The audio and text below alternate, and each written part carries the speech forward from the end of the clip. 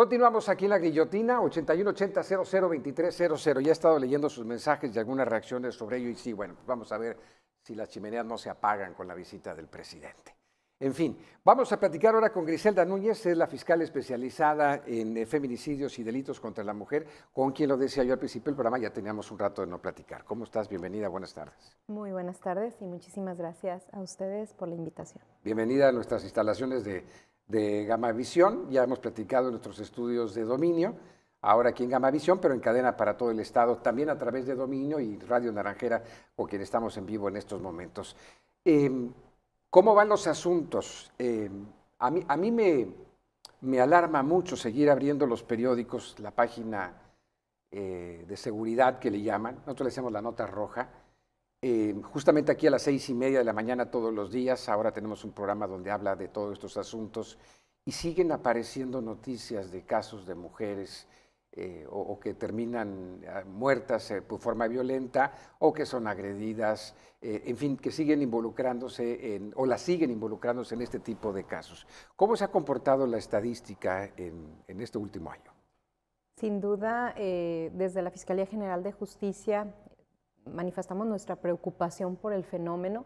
Sabíamos que la tendencia de la desnormalización de un fenómeno de violencia histórico que hemos tenido las mujeres en muchas sociedades y en muchas situaciones había generado o sabíamos que existía esa violencia, pero también es importante reconocer que el fenómeno no solo está en crecimiento, sino que también el fenómeno digamos que ha permeado de modo tal en el que cada vez vemos más.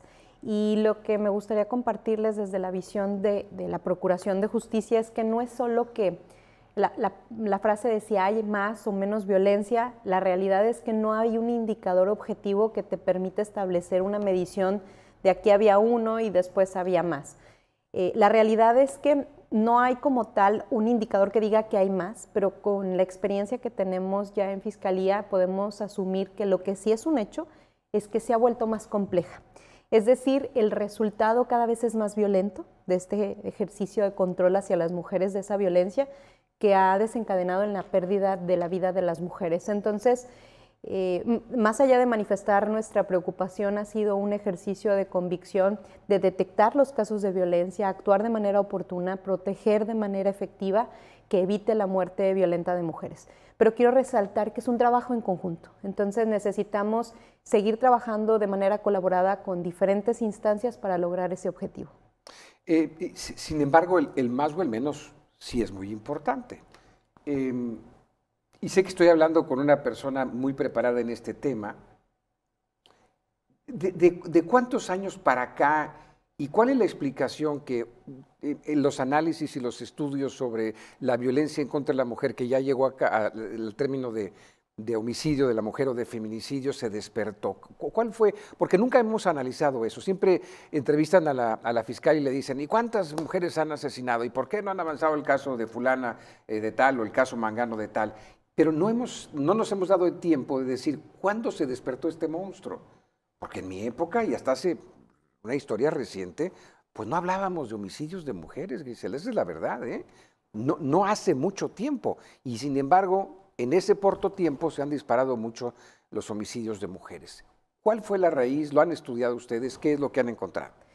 Sin duda lo observamos desde la operación, pero las teóricas que trabajan este tema nos han ilustrado a través de diferentes estudios y diagnósticos, sobre todo herramientas que tiene el INEGI, que justamente esta apreciación es muy clara. La muerte de mujeres a partir del 2006 comenzó a generar un crecimiento en escalada. Y los fenómenos, y me gustaría precisarlo, son dos tipos de fenómenos.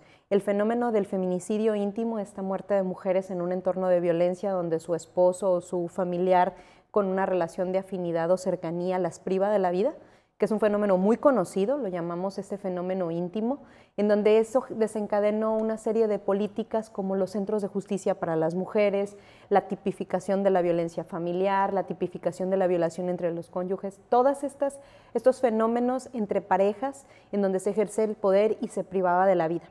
Ese es un fenómeno que estuvo detectado desde hace mucho tiempo, pero que comenzó a tener crecimiento en el 2006. pero de manera homologada en el 2006 y en la famosa o denominada guerra contra el narco, que en donde se da un fenómeno de uso de drogas y de armas, en donde en general la violencia creció, también la violencia hacia las mujeres. Y se da un nuevo fenómeno que lo conocemos como el feminicidio público o en espacio abierto, en espacio público, en donde la misma manera en la que afecta hacia los hombres también afectó hacia las mujeres. Hoy por hoy tenemos un fenómeno constante y en crecimiento, es decir, no hemos resuelto el tema de la violencia hacia las mujeres en los espacios íntimos, pero vemos un fenómeno incluso más grande y abrumador y sobre todo más cruel hacia las mujeres, que son estas muertes en los espacios públicos, estas denominadas guerras del narcotráfico, en donde las mujeres son privadas de la vida en contextos de razones de género, en espacios públicos y derivada de esta situación de la militarización, del uso de armas y del uso de drogas que afecta. Entonces, el disparo de la inseguridad en el país fue en los tiempos de Felipe Calderón, de ahí para acá. Yo había dicho que por desordenado y porque el entonces presidente no supo armar su estrategia bien, declaró la guerra al narcotráfico y la perdió. Pero pues ahora ya sabemos realmente lo que había de trasfondo con su secretario de Seguridad, que está detenido en Estados Unidos y demás. No me voy a meter ahorita en esos menesteres, pero si en estas fechas, 2010 por ahí aproximadamente, fue cuando se dispara la violencia por esa presunta lucha contra el narcotráfico, ¿es cuando se disparan también paralelamente los casos de violencia en contra de las mujeres? Es correcto, es en donde incluso en la década, hace una década aquí en el estado, tuvimos el pico más alto de muerte violenta de mujeres. Entonces, hace 11 años vivimos el pico más alto histórico. Coincide. Y justamente nos encontramos en el 2022, es decir, a una década, con el pico más alto de muerte violenta de mujeres en una década. Entonces, quiere decir que hay un ciclo en la violencia y que tenemos que utilizar ese aprendizaje de los fenómenos porque esto se puede volver a repetir y crecer aún más, por ejemplo, en el 2032. Entonces, y es importante que reconozcamos el fenómeno, que lo estudiemos y que hagamos acciones integrales que eviten que este ciclo se siga refrendando en nuestro estado. De no haber ocurrido esta escalada de violencia en el 2010 para acá, vamos a ponerlo en una charola o en una bandeja de temporal aparte. Vamos a suponer que eso nunca ocurrió. Quiere decir que los casos de violencia en contra de la mujer que se hubieran seguido escalando en forma doméstica, íntima, como lo mencionas, hubiera sido el comportamiento evolutivo normal del tiempo, de crecimiento de la población, es decir, nada escandaloso como lo estamos viviendo ahora? Al parecer sí, al menos con datos objetivos de la investigación de las muertes violentas, sí hay un crecimiento, pero aunado con este crecimiento del factor poblacional, del factor económico, pero lo que vemos con esta abrumadora ascenso o verdaderamente fuerte, cruza con este otro fenómeno de las violencias en los espacios públicos aunado a estos tres temas. Ahí va la pregunta, y ya sé que para mí, pues es mi chamba, las preguntas pueden ser muy fáciles y las respuestas más complejas, pero de las mujeres que mueren violentamente, por ejemplo aquí en el estado de Nuevo León, ¿qué porcentaje lo son en temas relacionados al crimen organizado o a la delincuencia y cuántas a lo doméstico? Sí es importante compartirles que en la investigación yo no tengo esa segmentación del fenómeno. Normalmente, porque hay que saber por qué las están matando. Lo que nosotros establecemos son razones de género. Más allá de, por ejemplo, en un homicidio, el homicidio de la muerte de una persona, de un hombre, dicen si está vinculado o no al tema de delincuencia organizada para un tema de fuero o de competencia. En materia de muertes de mujeres, lo que nosotras hacemos el estudio es por razones de género.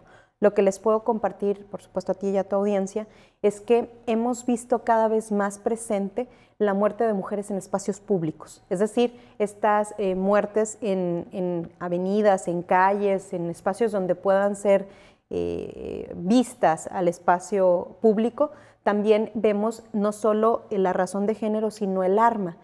Hay una mayor cantidad, digamos que el 60% de las muertes de mujeres se dan con uso de arma de fuego. Entonces te preguntas, ¿quiénes tienen acceso a uso de arma de fuego? Y esto puede darnos una característica de que nuevamente afecta este fenómeno público, que también afecta a los hombres, pero que no tenemos, y eso sí quiero dejar muy en claro, en tema de muertes de mujeres, esta vinculación de crimen o no crimen organizado, porque jurídicamente no hay una vinculación. y realizarlo sería bastante, con muchísima responsabilidad, porque lo que haríamos sería culpabilizar o dar una razón de la violencia. Y la realidad es que ninguna muerte de mujer tiene una justificación. ¿Cómo llego, si yo fuera el gobernador, cómo llegaría yo a una estrategia para tratar de evitar que sigan matando más mujeres si me es muy difícil encontrar el por qué las están matando con esa precisión? No, la realidad es que es muy clara el por qué. El por qué están vinculados a contextos de uso de armas, está vinculado a estas muertes en espacios públicos, a contextos de violencia sexual y a contextos de violencia familiar. Entonces, podemos abordar en estos espacios, un ejemplo, si abordamos la estrategia en violencia familiar y el equiparable a la violencia familiar o todas las problemáticas familiares, abonamos a evitar la muerte de mujeres.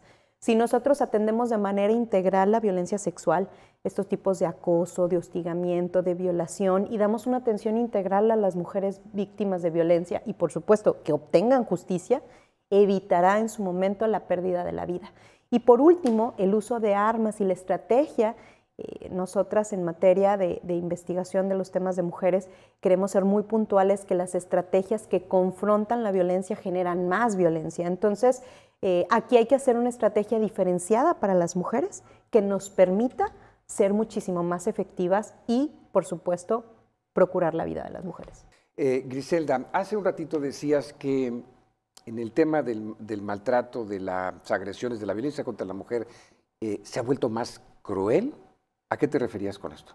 Lo que hemos observado gracias a estas campañas en donde las áreas de prevención buscan desnormalizar las violencias que las mujeres vivimos en los diferentes entornos, como lo es en casa, como lo es en la escuela, en el trabajo, lo que ha generado es que haya un rechazo a esta violencia y quien ejerce el poder, que en su mayoría son los hombres, descolocan este proceso y la violencia ahora no solo es golpe, sino ha llegado a ser más cruel en temas de perder la vida. Entonces, lo que podemos observar es que es muy difícil que una mujer ya sea como esta víctima ideal, esta víctima, digamos, que acepta esa violencia y que por no confrontarla o por no visibilizarla, la propia víctima acepte esta violencia. Entonces, en concreto, lo que hace el agresor es realizar una respuesta más alta de violencia, la víctima hace la defensa de esa violencia y vemos pues actos mucho más infamantes o violentos o de crueldad hacia las mujeres. Hay casos que se dan en los espacios públicos, también escuché esto en el segmento anterior que decías, cada vez vemos más actos de violencia u homicidios o feminicidios en áreas públicas. Correcto. ¿Esto nada más lo decías por referenciar que tiene que ver con temas de delincuencia y crimen organizado o hay un mensaje además del crimen organizado cuando se hace un homicidio de este tipo? Creo que justo el punto central de ejecutar o de privar de la vida a una mujer y que quede en un espacio público deja un mensaje claro, que es la basurización o la cosificación de la mujer como un objeto desechable. Tiene un mensaje muy claro hacia las personas que la pueden ver, que lo que busca es simbolizar esa cuestión utilizable de las mujeres y nuevamente perpetúa esta violencia que se vive. Entonces, es un mensaje simbólico muy claro en esta construcción sociológica del delito, en donde se entendió que se dejaban en la vía pública, justo gracias a la sentencia de Campo Algodonero, comienzan a entenderse de dejarlas en las calles, tirarlas en baldíos. Tenía un significado en donde el sujeto que lo realiza lo que busca es denigrar y demostrar que es utilizable.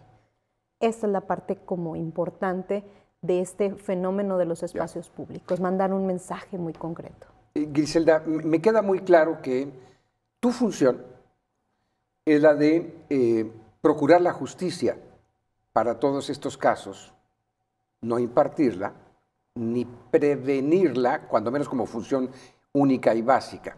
Sin embargo, si hay una buena procuración de justicia en el área de feminicidios, coadyuva en la prevención de alguna u otra manera. Y en eso, tu fiscalía ha puesto mucho énfasis en darle cabal cumplimiento y seguimiento a aquellos que llegan a cometer delitos contra las mujeres. logrando sentencias récord incluso contra los responsables. ¿Se ha seguido repitiendo esto? ¿Ha seguido con la misma contundencia tu fiscalía y los impartidores de justicia, los jueces, están haciendo lo propio en ello? Sigue siendo un esfuerzo en conjunto con todo el sistema de justicia, operadores como fiscalía, como la policía, la fiscalía y poder judicial. Sigue siendo una asignatura pendiente el actuar con perspectiva de género, por eso estamos convencidas del lugar en el que estamos para seguir trabajando y lograr ese estado ideal. Pero quiero resaltar que en estos últimos años lo que ha sido muy contundente desde las acciones, primero es que hay una estrategia. Hay 3 elementos claves para evitar que haya más muertes de mujeres desde la Procuración de Justicia. Principalmente, actuar de manera oportuna, medidas de protección hacia las mujeres que acuden a denunciar y detectar los tipos de violencia. No es lo mismo una violencia familiar que una violencia, una tentativa de feminicidio. Es decir, no es lo mismo que la golpeen que casi la maten.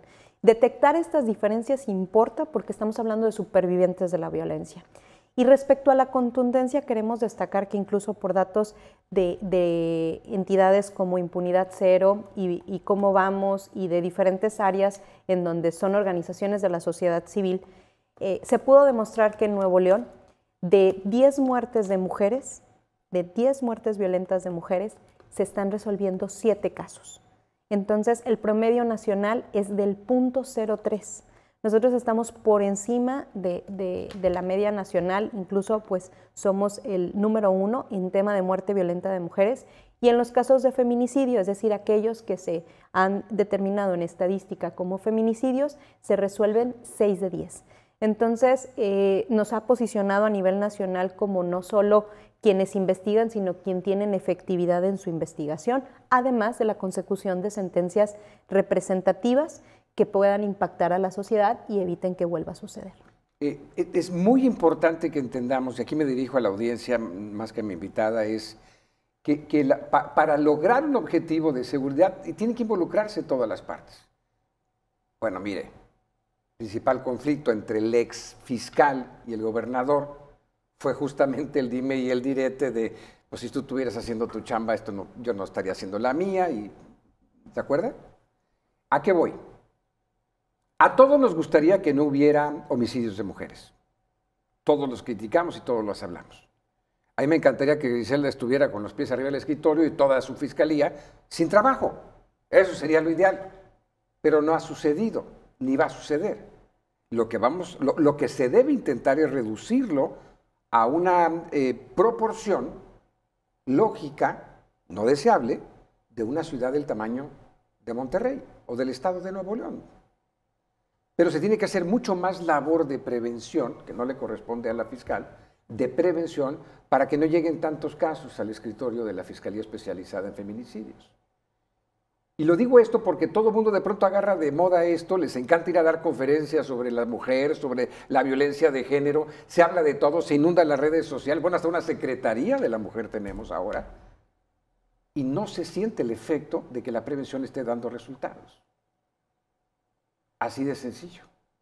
Luego se dan casos como estos, que nos ponen a todos a temblar como sociedad, y con razón, como el caso de Devani Escobar. ¿Qué pasó, por cierto, con este caso? ¿Lo sigue en manos del gobierno federal, de la Fiscalía General de la República?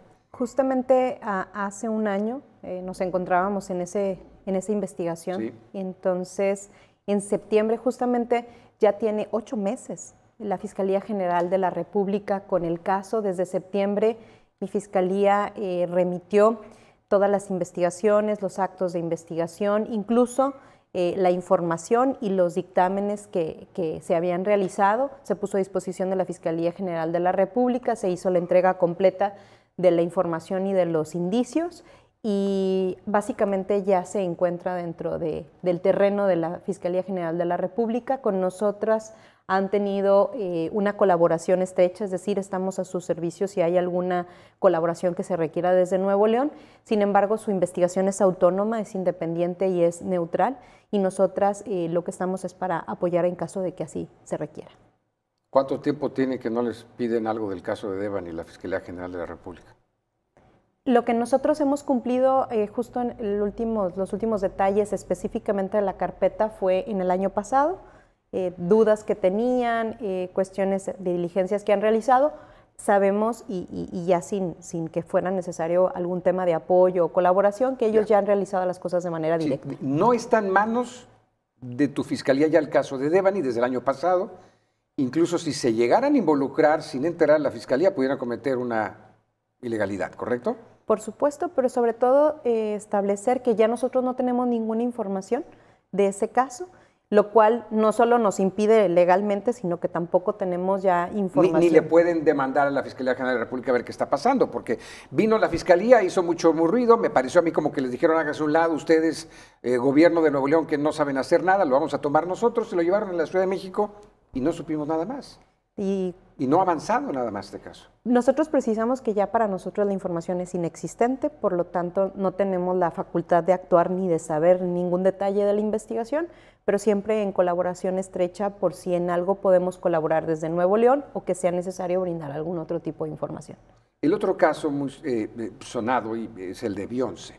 ¿Qué nos puedes compartir de este caso? Lamentablemente es un hecho que se sigue repitiendo, es decir, el hallazgo en este caso de Beyoncé fue encontrada sin vida el 14 de abril, en donde hubo un reporte de desaparición. La característica que tenía de su familia cercana, su mamá, sus hermanos, no se encontraban en el estado.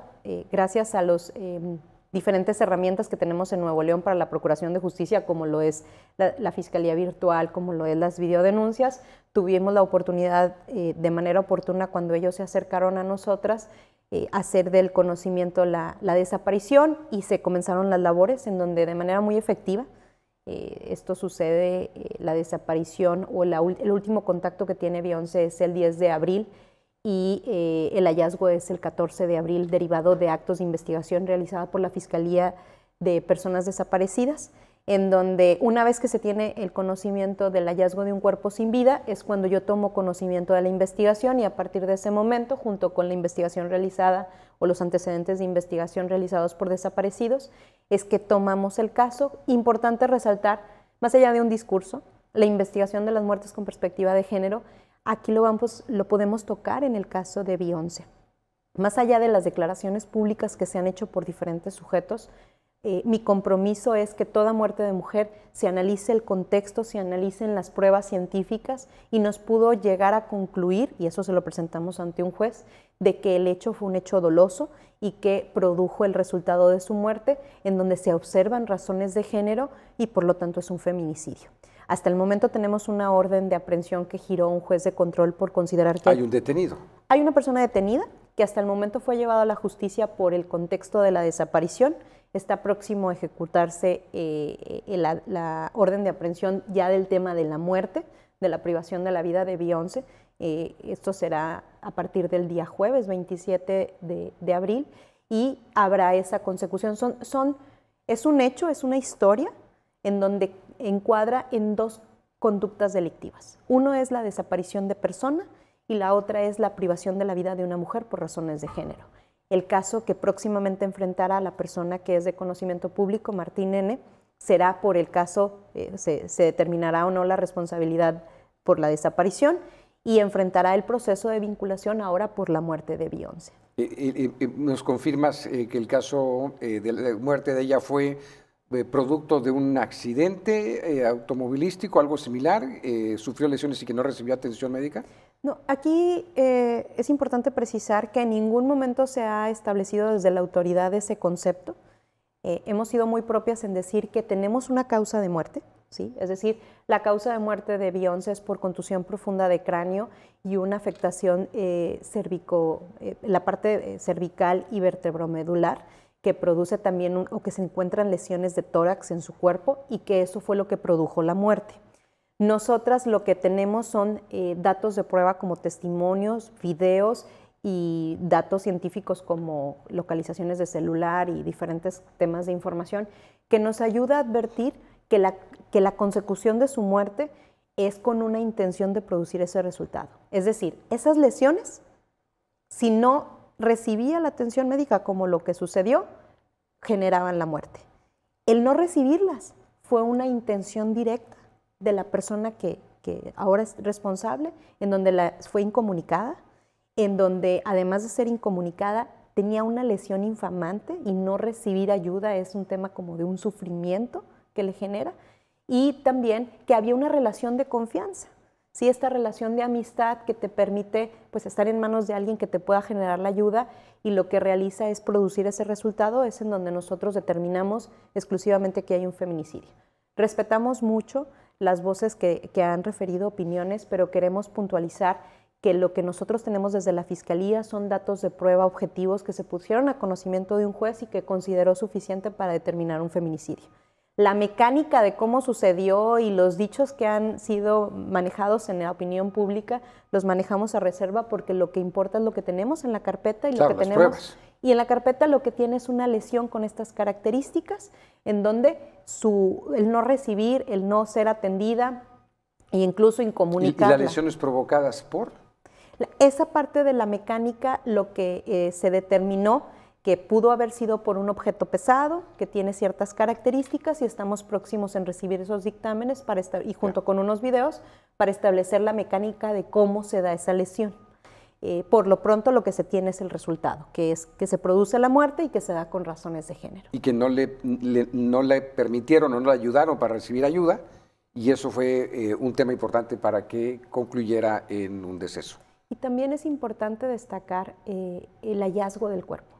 Nuevamente esto que platicábamos de estar en estos espacios abiertos, todo eso es un tema de un simbolismo del ejercicio de poder que tuvo la persona que realiza este resultado. Entonces, juntando todas esas piezas, nosotras lo llamamos el contexto, podemos advertir que había una notoria intención de producir su muerte y que esta muerte debe de ser llevada como feminicidio. Finalmente, el caso de esta jovencita de 21 años en el municipio de Escobedo, ¿qué avances tiene también la investigación de tu fiscalía?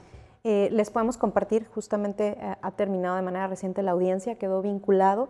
En este caso tenemos también de manera muy importante resaltar que las muertes violentas que hemos tenido de manera reciente ha sido un grado alto de eficacia, y en el caso de la pérdida de la vida de Ruth, una chica de 21 años quien pierde la vida por lesiones de arma blanca producidas por una relación de confianza a su excuñado, Edson quedó detenido y quedó vinculado a proceso por el delito de feminicidio, a quienes, gracias al equipo de fiscales que han tenido bastante trabajo y un arduo ejercicio de vocación de ser fiscal en materia de delitos de violencia contra las mujeres, obtuvo este resultado en donde para la sociedad es importante compartirle que él ya se encuentra ahora sí vinculado a un proceso y está detenido próximo a la celebración de un juicio. En estos tres casos tan sonados, esta la de Ruth de Escobedo, el caso de Devani y el caso de Beyoncé, ninguno de los tres muertes por violencia criminal o relacionada con el crimen organizado. Bueno, salvo el caso de Devani, que me parece que está ahí todavía un poquito oscuro, para nosotros, la opinión pública, las causas, no hay ninguna relación de estos casos con crimen organizado, con delincuencia organizada. Reitero el punto importante desde la investigación, no tenemos datos, incluso no hay una diferencia jurídica para nosotros, lo que tenemos son las causas de las muertes, los tipos de arma, pero sí es importante precisar, sobre todo para el caso de Devani, que hubo un caudal probatorio suficiente para tener claramente lo que sucedió y ahora se encuentra en manos de la autoridad federal para que haga del conocimiento de la opinión pública del resultado y de esta manera saber y tener el conocimiento, sobre todo las familias que sepan. O sea, ustedes ya saben. Nosotros investigamos el caso y tuvimos toda la información, todos los datos de prueba y estos fueron puestos a consideración. Eso me parece muy importante precisar porque el caso a Fiscalía General de la República fue profundamente investigado por la Fiscalía. E incluso en las pláticas que tuvimos calificaban de impecable nuestro desarrollo de investigación. Esperemos que a 8 meses de investigación ellos tengan de manera clara todas las actuaciones. Ustedes ya tenían prácticamente la tarea hecha.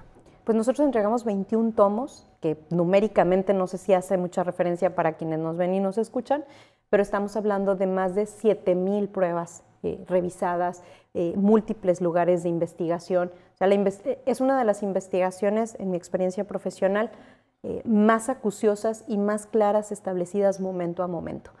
Históricamente creo que han sido pocas las que han tenido toda esta información, ahora se encuentra en manos de la Fiscalía General de la República. Entonces estos tres casos para la Fiscalía General de Justicia del Estado de Nuevo León han sido investigados de manera prolija, de manera correcta, exhaustiva, que permita saber el derecho a la verdad de las víctimas. Pues conociendo todos esos avances en la investigación del caso de Devani, nos tocará ir a presionar a la Fiscalía General de la República a ver por qué ha olvidado este caso o cuando menos no nos ha dado la información o la ha hecho pública desde el punto de conclusión de ustedes y punto de partida para la Fiscalía General de la República. Griselda Núñez, gracias por estar aquí con nosotros en La Guillotina. Como siempre, un placer tenerte aquí. Muchísimas gracias a ti y a todo el auditorio. Gracias. Griselda Núñez, ella es fiscal especializada en feminicidios y delitos contra la mujer.